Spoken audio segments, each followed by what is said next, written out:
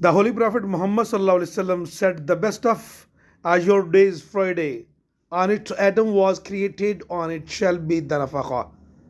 On it all creation will swarm. So send a great deal of blessing upon me on this day. For your blessing will be presented to me." रसूल करीम सल्लल्लाहु अलैहि वसल्लम शायद फरमाया, तुम्हारे दिनों में से अय्याम में सबसे अफजल दिन जुमा मुबारक का दिन है।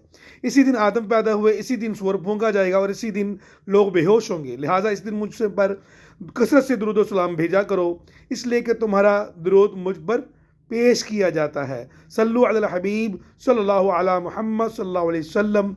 अपने रिश्तेदारों, बच्चों, स्टूडेंट्स, स्कूल, कॉलेज, यूनिवर्सिटी के अंदर भी इस चीज़ को इम्प्लीमेंट करना चाहिए कि कम से कम 330 टाइम जो पढ़े वो कसरत से दुरूद पाक पढ़ने वालों में शुमार होता है। लिहाजा उनकी तरबियत करें, इंशाअल्लाह दुनिया आखिरत में कामयाब।